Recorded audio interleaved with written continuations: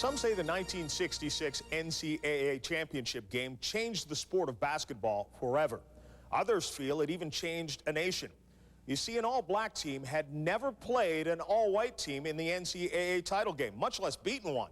In the turbulent mid-60s, where racial tension existed around the country, Texas Western and Kentucky face off in a truly landmark matchup. Here's our tribute to game number 10 in our survey. It was a game of unforgettable contrasts. On one side of the court, you have proud old Kentucky, blue-blooded tradition, legendary coach Adolph the Baron Rupp. His runts, as they called his team, featured no starter taller than 6'5". On the other side, it's unheard of Texas Western, a mystery team from the Badlands. Big, burly coach Don the Bear Haskins, and a cast of players with nicknames like Ironhead, Slop, and Scoops. Yes, this 1966 NCAA title game was truly a matchup of contrasts, most notably white versus black. It wasn't a black-white issue. As a matter of fact, they didn't even write much about it. There was never any conversation on the floor between the players from a bad-mouthing one another. We just went out and played. We had tremendous respect for them, and I think they had tremendous respect for us as a team. Like I tell guys all the time, is that when you're going for a rebound, you don't have time to look and see what color the guy is. You just go for the rebound. Well, a lot of people look at that game and they try to remember it as being a great sociological phenomenon. And I got to tell you, for the players, it really wasn't. It was simply a national championship game. It was part of history, but while we was playing it, we didn't think it was history. We thought it was a chance to be number one.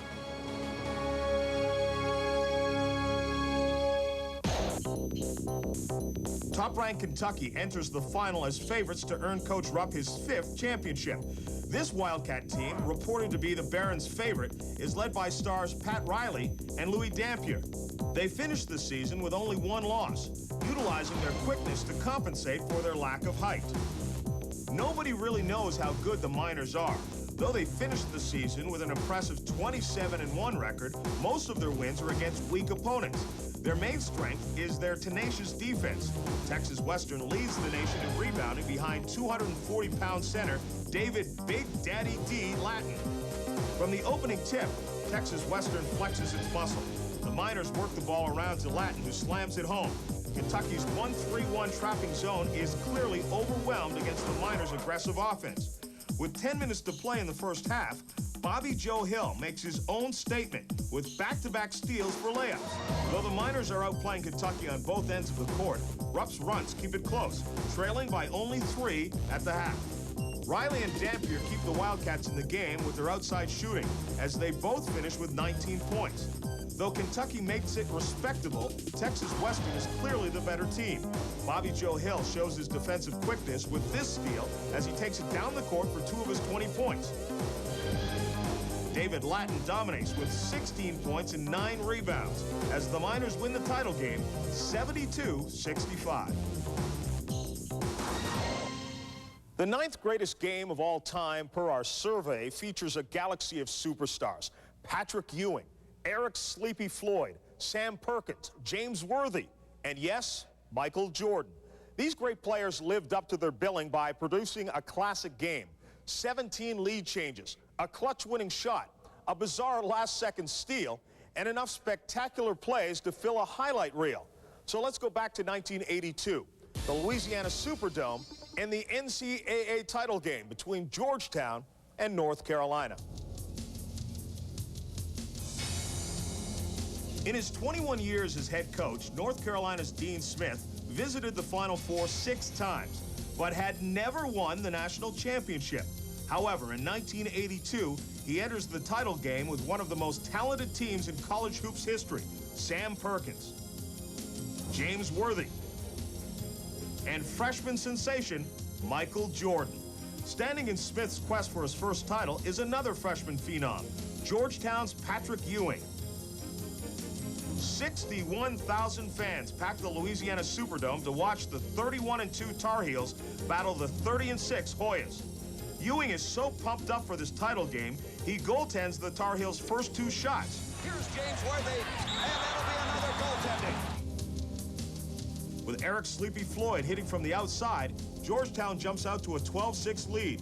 Little did anyone realize this would be the largest lead either team would enjoy all night.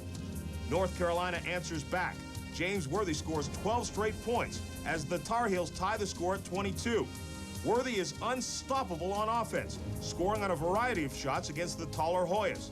He finishes the night scoring 28 points, hitting 13 of 17 field goals, including 5 slam dunks. But Georgetown matches the Tar Heels with their own spectacular plays. There it is! This jam by Ewing gives John Thompson's Hoyas a 32-31 halftime lead. Both teams exchange one-point leads throughout the second half as the action heats up. This slam by Worthy gives North Carolina a 48-47 lead. Ewing's slam puts Georgetown up 55-54. With under a minute to play, Sleepy Floyd drives the lane and hits a 10-foot jumper to give the Hoyas a 62-61 lead. During a timeout, Dean Smith designs a play to counter Georgetown's 1-3-1 matchup zone. The goal to get the ball to freshman Michael Jordan. Goes back to Michael Jordan, jumper from out on the left. Good! 63-62. But the Hoyas still have 15 seconds left. Instead of calling a timeout, they bring the ball up court. But this errant pass by Freddie Brown to James Worthy locks up Dean Smith's first national championship as the Tar Heels win a classic 63-62. When we come back, we'll show you an ACC classic and one of the biggest upsets in Final Four history right after this. BYU's Danny Ainge against Notre Dame in 1981. 5 seconds. Inside. 8 scores with 2 seconds. Indiana's Keith Smart hits a last-second shot against Syracuse to win the 1987 national championship. Smart takes the shot, and the Hoosiers with 3 seconds. Duke's Christian Laettner beats UConn in 1990 with this shot. To Bryant, back to Laettner, he dribbles, takes the shot at the buzzer. Scores! What the heck? Here's a few more buzzer beaters for your viewing pleasure. Interception by Time off. 6 seconds. Alford wants the shot, leans into it. Oh, Steve Alford, is he clutch? It's over. Easy. A three-pointer would win the game. Williams puts it out. It's good! Fullerton upsets UNLV. Bradford with one gets it off, counts and it goes. Good! Great shot! Fairfield wins! Fairfield wins! Looks at the clock. 3 seconds. Go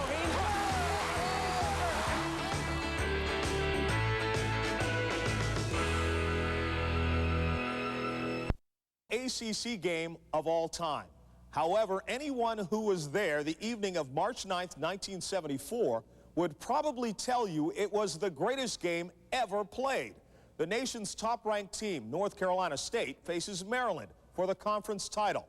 Since rules in those days advanced only one team to the NCAA tournament, this game is do or die. Some sports writers suggest the Terps and Wolfpack are so talented that they're actually playing for the national championship. They're right. Here's our 8th all-time game. Coach Norm Sloan's 1973-74 Wolfpack team is a unique collection of talent. At center, 7'4" Tom Burleson cuts an imposing figure with his height and wingspan. At forward, superstar David Thompson is a force with his 42-inch vertical leap. And directing the offense, 5'6" Monty Tao, whose floor leadership and hustle makes him arguably North Carolina State's most valuable player. Our whole team knew that we were going to have to play great basketball to beat Maryland. They had played 2 previous nights in the ACC tournament, and I think both nights had scored over 100 points and shot over 60% from the floor. And you got the feeling playing in that game that you were going to have to play better maybe than you had ever played before, both individually and as a team, or your season was going to come to an end that evening, because that's just how good Maryland was playing. 16,000 fans packed the Greensboro Coliseum in anticipation of a great final. They weren't disappointed. From the start, the game is a track meet. Maryland hits 10 of its first 12 shots, jumping out to a commanding 25-12 lead. But the nation's top-ranked team fights right back. Behind Burleson's soft touch, Thompson's drives, and Tao's perimeter shooting, State rallies to regain the lead 42-41. Maryland coach Lefty Driesell motivates his team to respond. The Terps counter the Wolfpack surge to pull back ahead 55-50 at intermission. Both teams played brilliantly in the second half, exchanging one-point leads. The pace is furious, the level of play outstanding. During timeouts, the sports writers on press row shake their heads in disbelief at how fierce a game this is. The Maryland players are tired, but they hang tough. With the score tied late in the game, they steal the ball from the Wolfpack and have a chance to win the game. But the Terps can only get off this long desperation shot by John Lucas as time expires. With a chance to help his team take the lead late in overtime, a fatigued Lucas throws this pass out of bounds. Two Monty Tao free throws secure State's dramatic 103-100 victory. North Carolina State, fortunate to beat the Terps, goes on to defeat Marquette for the NCAA title.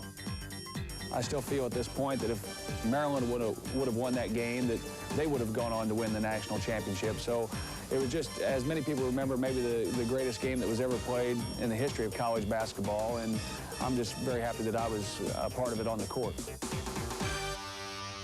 Everyone describes the 1985 NCAA title game as David versus Goliath.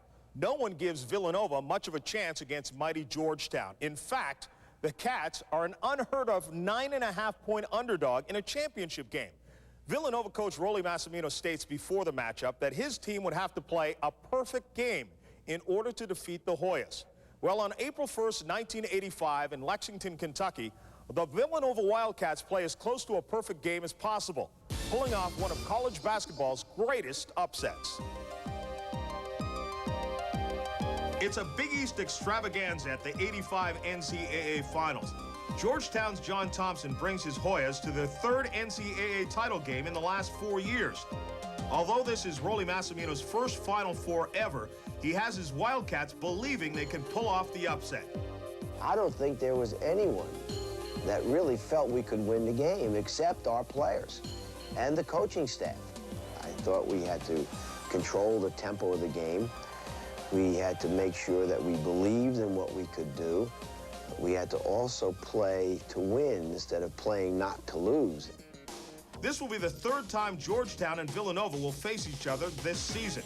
The Wildcats are 0-2 against the Hoyas, losing 52-50 in overtime and 57-50 at Georgetown. But in both games, Villanova shows it can play with the defending national champions. From the start, the Cats show they're not about to back down to the powerful Hoyas. But Georgetown, behind supercenter Patrick Ewing, jumps out to leads of 10-6 and 20-14. Yes! Villanova keeps it close with seconds remaining in the half. Harold Presley follows up his own missed shot to give the Cats a 29-28 lead going into the locker room. In the second half, Villanova puts on a shooting clinic. They hit 9 out of 10 shots. That's 90% from the field. So accurate are the Cats, they miss only 6 shots in the entire game. Dwayne McClain connects on 5 of 7 field goals. Oh, my goodness! Tournament MVP Ed Pinckney also goes 5 of 7 from the field. Harold Jensen comes off the bench to shoot a perfect 5 for 5. Georgetown shooting well themselves, hitting 54% from the field as they surge into the lead. The two Big East rivals trade baskets down the home stretch in a fast, furious title game. But Nova's deadly shooting and clutch free throws proves to be the difference as they win it 66-64. The Villanova players dedicated their entire season to Jake Nevin, team trainer since 1929. Their dream season comes true as Coach Massimino's team pulls off one of the greatest upsets in NCAA history. Next up, you'll see the beginning of a rivalry that changed the game of basketball as we honor the 6th greatest game of all time. Right after this. They pass, they dive for loose balls, they shoot with deadly accuracy, and they push their teammates to the limit. In 1979, two players burst on the basketball scene and changed the way the game is played. Never before had the sport seen a 6'9" guard who can control a game like Michigan State's Magic Johnson. As for Indiana State's Larry Bird, he finishes his career as the 9th leading scorer in college basketball history, averaging over 30 points a game. Their long-awaited shootout takes place in Salt Lake City in 1979, in what is still the most-watched NCAA final ever. Magic Johnson leads Michigan State into the 1979 NCAA Finals. So far, the Spartans dominate the tournament, defeating their first 4 opponents by an average of more than 20 points. I know if we do the things we can do best, if we run our offense, we play our defense, then no team in the country can handle Michigan State. Larry Bird's Indiana State team is undefeated at 33-0. It seems the entire country tunes in to see if the Sycamores can complete a perfect season by upsetting the favored Spartans. We had some guys on our team that were role players, and everybody had to do the job for us to win, whereas Magic and them can make a few errors and get away with it. But they were far, far superior team than what we had. Johnson and teammate Gregory Kelser paced Michigan State to an early lead.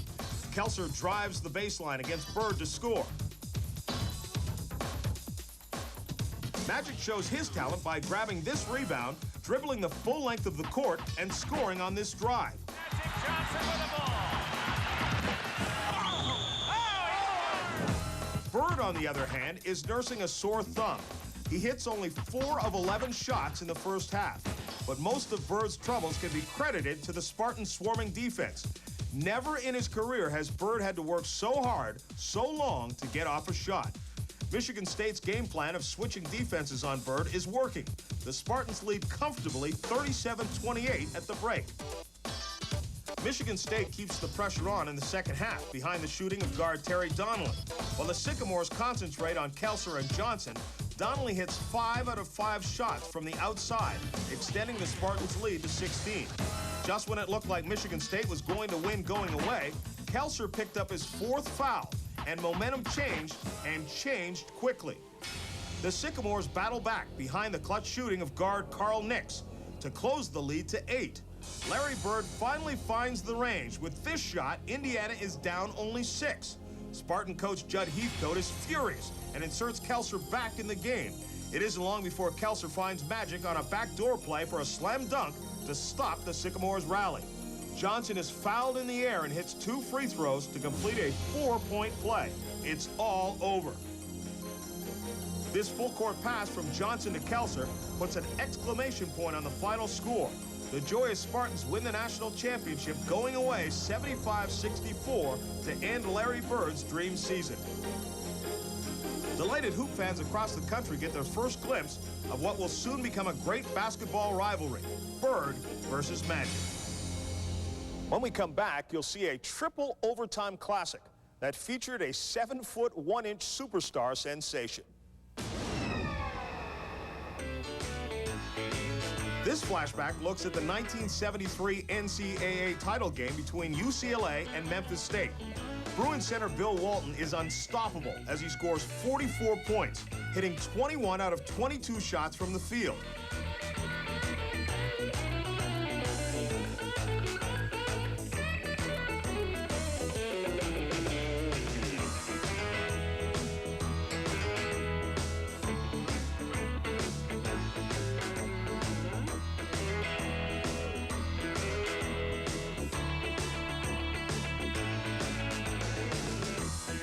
Behind Walton's near-perfect play, UCLA wins easily, 87-66, as Big Red turns in one of the greatest single-game performances of all time.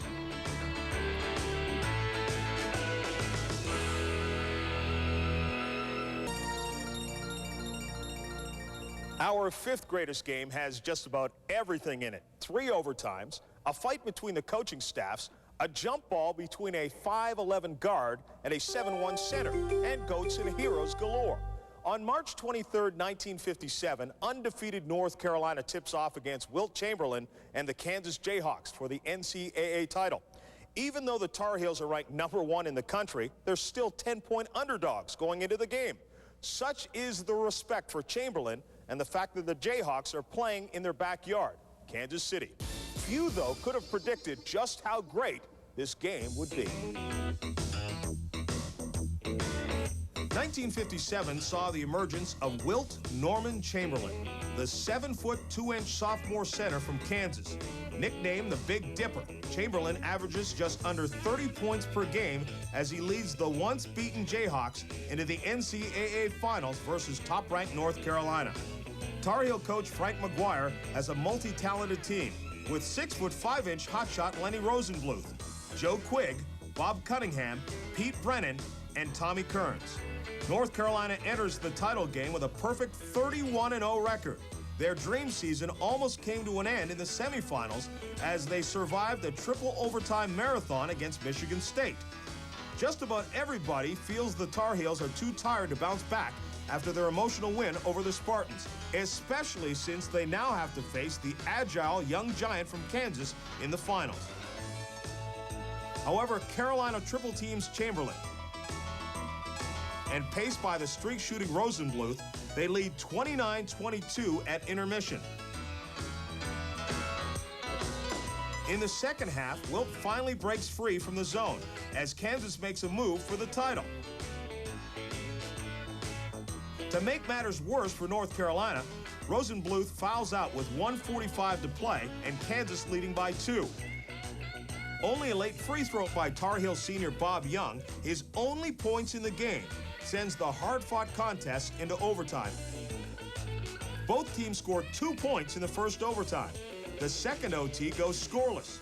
Finally, in the third overtime, Carolina's Joe Quigg calmly sinks 2 free throws with 10 seconds to play to put the Tar Heels up 54-53. Kansas calls timeout to try to get the ball to Chamberlain for the final shot.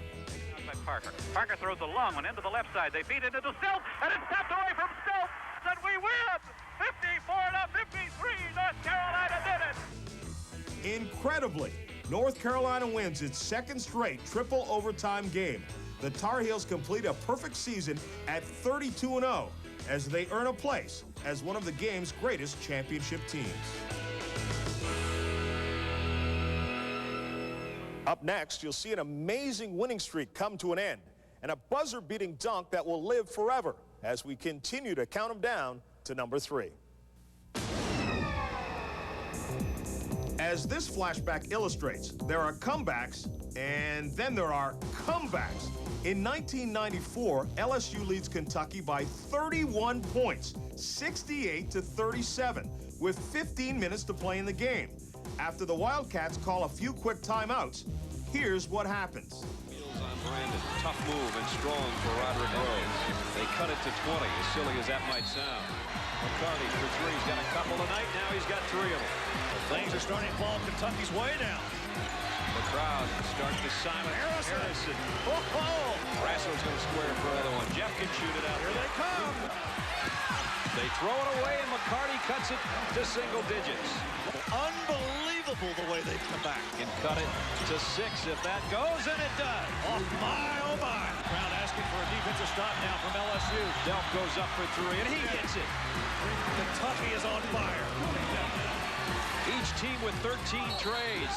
They just and Caesar stepped out of bounds. Kentucky's got it back. Tony Delp to work. McCarty for 3. He got it. Kentucky stages the most incredible comeback in college basketball history, coming from 31 points down in the second half to shock the Tigers 99-95.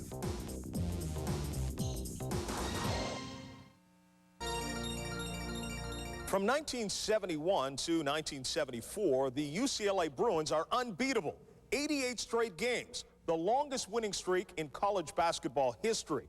With Bill Walton and company crushing opponents at will, the fans in Westwood expect just another W when UCLA travels to South Bend in January of 1974. What the Bruin faithful don't expect is the luck of the Irish to haunt them once again. You see, UCLA is stepping onto the same court where they had last tasted defeat in 1971. With just 3 minutes and 30 seconds to play and leading by 11, the Bruins seem well on their way to their 89th straight victory. Here's what happens in the final minutes of our fourth all-time game. Well, the chances of us at that point coming back were almost zero. 3 years undefeated. He has been unbelievable. Chaminade with a fine move to get around Walton. Walton has 3 fouls, and Walton limping a bit. 70-61. Chaminade intercepts. He's got 2 more. I have not gotten over it. I will never get over it. I wake up with it every day. Take the air out of it. Oh, here's the steal. Dantley goes all the way. 70-65. Pandemonium now. Over Wilkes. Brokaw. 70-67. And when we started to come back, we got within 3. You know, I started smiling. I said, this team is on the ropes. I mean, this team is, they had traveled. They had missed some shots that they would normally make. I said, this team is choking. The Bruins lead by 3. Brokaw scores! With a minute to play and up only 1, Keith Wilkes is called for charging. Notre Dame has the ball and sets up for a game-winning shot. Tommy Curtis left Dwight Clay in the corner because Dwight, I think at that point, was 0 for 13. As Digger would say, 0 for life. And I was waving my hand feverishly to Gary that I was open. And when Brokaw passed it to me, you know, we had practiced that shot several times before. And I knew when I had it, and it was a good 90% chance I could make that shot. That's Clay to score! I thought we had defended Clay extremely well on that shot. He just hit a fine shot from out on the side. John Wooden calls timeout to set up the Bruins' final shot.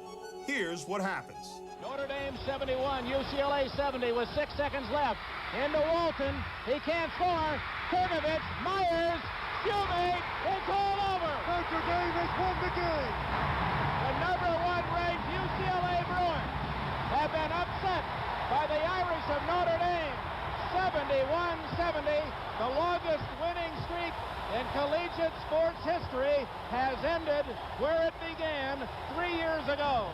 It made Digger Phelps. It made Notre Dame basketball. It was the game that made us what we were. And I think this is the toughest loss ever in Bill Walton's career. He and I still go at it about the game, about the moment. And that's healthy because obviously he was one of the great players in college basketball.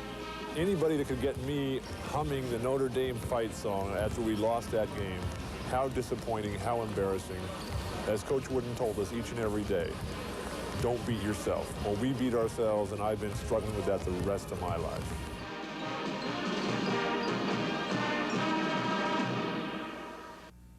North Carolina State enters the 1983 NCAA final as a huge underdog. You see, the Wolfpack finished 3rd in the ACC that season and entered the title game with a 26-10 record. No team has ever lost that many games and won a championship. In fact, State had trailed in 7 of its 9 postseason games, pulling most of them out in the final seconds. Before 17,000 fans in Albuquerque, New Mexico, Jim Valvano's Cinderella team faces Houston's high-flying Cougars, featuring Clyde the Glide Drexler and Akeem the Dream Olajuwon in our 3rd greatest game of all time.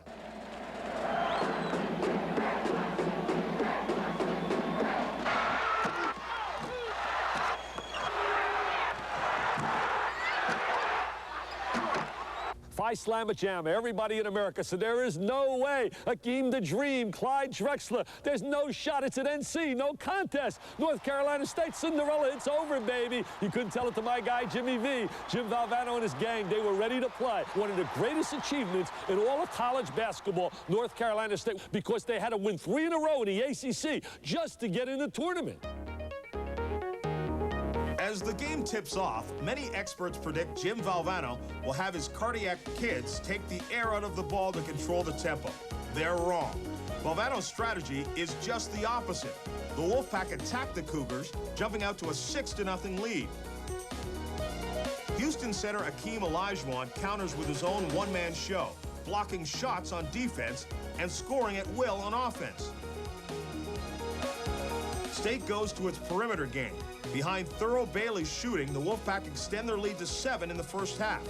Then with just 2 minutes to play before the break, Houston's All-American Clyde Drexler picks up his 4th foul, a costly mistake that would force him to sit on the bench for most of the second half. Valvano's ball club stuns the heavily favored Cougars by a surprising score of 33-25 at half. Anders again.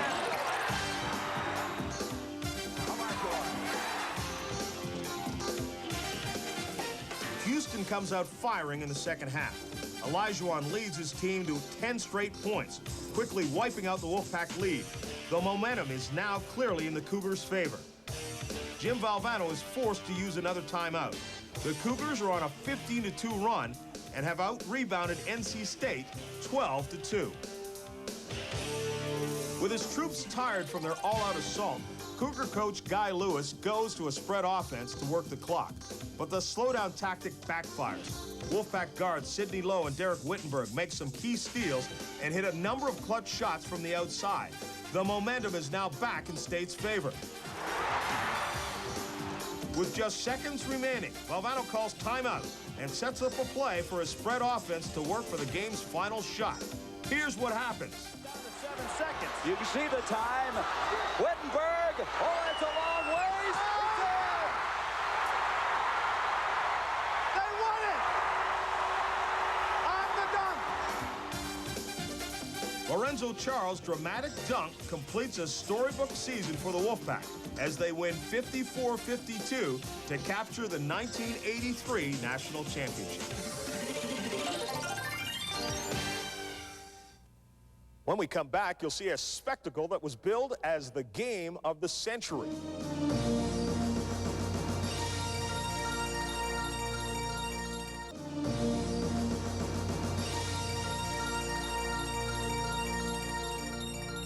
The date is January 20th, 1968. The second-ranked Houston Cougars take on the defending national champion UCLA Bruins. But this is more than just a midseason battle of unbeaten teams. It's a spectacle. Over 52,000 fans, the largest crowd ever to watch a game played indoors, packed the ultra-modern Houston Astrodome. College basketball has never seen anything like it before. On a portable court in the middle of a gigantic arena, under the glaring television lights, Houston star Elvin Hayes and Bruin center Lou Alcindor square off in what is hyped as the game of the century. Playing in the Astrodome, dubbed the eighth wonder of the world, the stage is set for college basketball's ultimate drama. Number one UCLA, with their 47-game winning streak, faces second-ranked Houston, a team that has won 48 straight games at home. Amidst all the hoopla, there is a serious concern for Bruin fans. Lou Alcindor is poked in the eye the week before in a game against California. The doctors had said that he had vertical double vision and there's no way that he could play well. And I gave him the opportunity of not playing since this is going to be a tremendously publicized. But he wanted to play and did, and had the poorest game that he ever had for us. However, from the opening tip, it's clear to everyone watching that the night belongs to Elvin Hayes. That's Hayes, 17-footer. Houston leads. Hayes in the corner. Houston leads. Hayes, 10-footer. Alcindor, unable to see well, is double-teamed on every possession. He shoots a miserable 4 of 18. Behind the guard play of Lucius Allen and Mike Warren, UCLA rallies late in the half and is fortunate to trail only 46-43 at the break. The second half is tight throughout. With 44 seconds left, Lucius Allen makes 2 free throws to tie the game at 69. UCLA's tenacious defense keeps Hayes from getting off a shot, but he's fouled by the Bruins with 28 seconds to play. Only a 60% free throw shooter during the season, Hayes calmly sinks 2 pressure-packed shots to give Houston a 71-69 lead. 19 seconds. The Bruins set up forward Lynn Shackelford for a jump shot in the corner, but Allen's pass ends up out of bounds. The Cougars run out the final seconds to pull off the victory. 3 seconds. The Houston Cougars have snapped UCLA's 47-game winning streak and pandemonium at the Astrodome. It's a memorable game that many feel put college basketball on the map. Oh, by the way, it should be noted that these two teams met again in 1968 in the NCAA semifinals, where UCLA exacted revenge holding Hayes to 10 points and routing the Cougars 101-69. When we come back, drum roll please, we'll bring you the top-rated vote-getter in our survey, the greatest game of all time.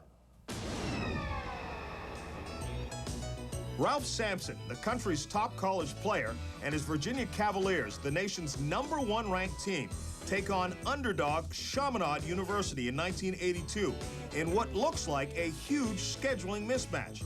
Virginia in the orange uniforms is a 30-point favorite over Honolulu's tiny Division II Catholic school. But the Cavaliers quickly discover they are in for the battle of their lives as the game seesaws back and forth.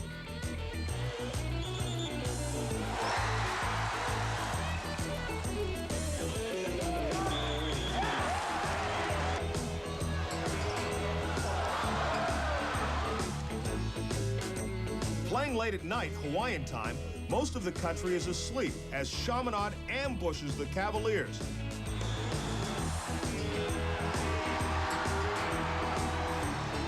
When the buzzer sounds, shocked Virginia stumbles off the court. 77-72 victims in what some call the upset of the century.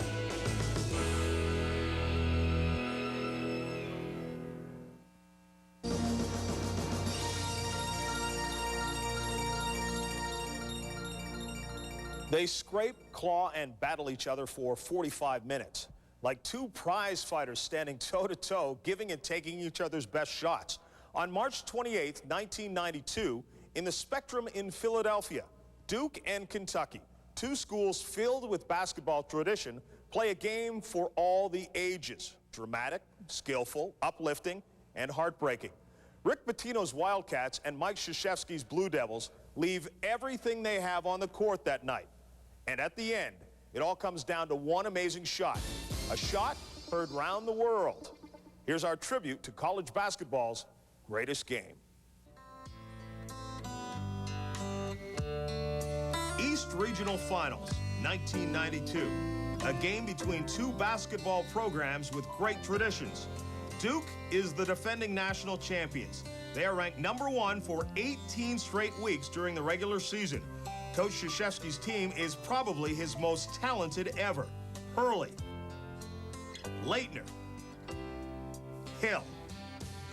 With 5 national championships to its credit, the tradition-filled Kentucky basketball program had not played a significant game in the month of March since 1988. After 3 years of probation, Coach Rick Pitino brought new hopes of glory to the Bluegrass State. In 1992, the Wildcats won the Southeast Conference Tournament, earning a #2 seed in the East Regional. This gritty team starts 4 seniors who epitomize their highly competitive coach. The Wildcats, which hit over 300 three-pointers throughout the season, show early in the game they're going to light it up from the outside. With Mashburn working effectively inside, the Kentucky defense keeps Duke off balance early as they race to an 8-point lead. All the way over Grant Hill. He does. But the lead doesn't last long. Duke quickly adjusts to the Wildcat pressure and converts on several easy baskets. Emotions are high throughout the first half as neither team can pull away. At the break, Duke leads it 50-45. But this is just a warm-up for what's in store in the second half. Duke begins to pull away. This three-pointer by Bobby Hurley puts the Blue Devils up by 12 points with 11 minutes remaining. For Coach Pitino, it's gut check time. Could his team fight back against the defending national champs or fold under the intense Blue Devil pressure? After a timeout, Pitino got his answer. Goes up for a 3 straight away, got it. Grant Hill running the baseline, slips it inbounds, and it's knocked down. Loose ball picked up by Timberlake. Mashburn for a 3, yes. Kentucky's furious comeback rattles the normally poised Blue Devils. Frustrations finally come to a boil. As both teams regain their composure, Kentucky and Duke step up the play to an even greater level. Thomas Hill, Hurley. Dale Brown. Oh, yes! Hurley with the fish, basket, yes. I was astounded that kids could do that in a regional championship game. And I marveled at what was going on. After 40 grueling minutes, Duke and Kentucky are tied at 93. In overtime, these two talented teams continue to make great play after great play. Oh, my goodness! Woods.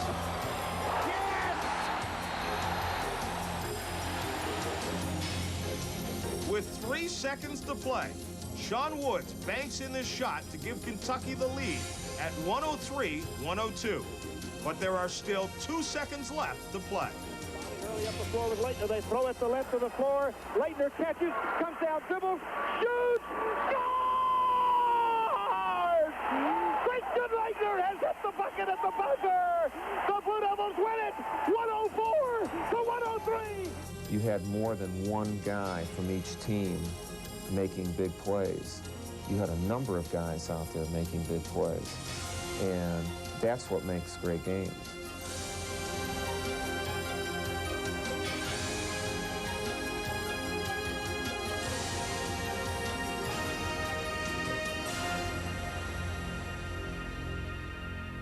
When we come back, we'll take one final look at college basketball's greatest games. This time from the perspective of the one and only Dick Vitale.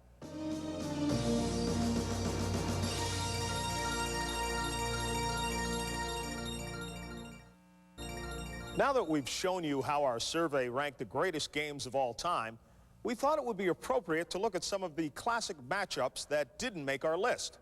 Who better to bring a different perspective to college basketball than ESPN's Dick Vitale? Hey, John, thanks a lot. When you talk about some special memories, my fond memories of having some fun in this game of basketball, well, my trip down to Duke. I love it with all the Dukies. They pass me up in the crowd, and it's really fun. I'm a wacko, so I love it. What about the time down in Illinois? I danced with the cheerleaders, and then they made me stand on my head because I had said during our studio one time that Austin Peay, I said, if they can beat Illinois, I'll stand on my head. And I did it for the Illinois people at Illinois. Hey, what about the time Corey Klaus, Midnight Madness, that's right, a student, you don't know that name, comes out and he drills one from half court, and he wins a scholarship, room, board, books, tuition, but I threw in the books. I paid for it, over $700. The kid has to be an electrical engineering major. Hey, what about my time when you think about it? In the studio at ESPN, I'm going wacky. I'm saying, if Princeton could beat Georgetown, you ready for this? I will hitchhike to Providence in the NCAA tournament, and I will cheer. I will cheer with all the cheerleaders down there for Princeton. But Alonzo Mourning swatted a shot away at the end, and Georgetown marched on, and they saved me. Big John Thompson, they saved me. Back to you, John. Well, that's all the time we have. For everyone here at ESPN, I'm John Saunders, thanking all the schools and individuals who helped in paying tribute to college basketball's greatest games. Before we go, let's take one last look at some truly magical moments.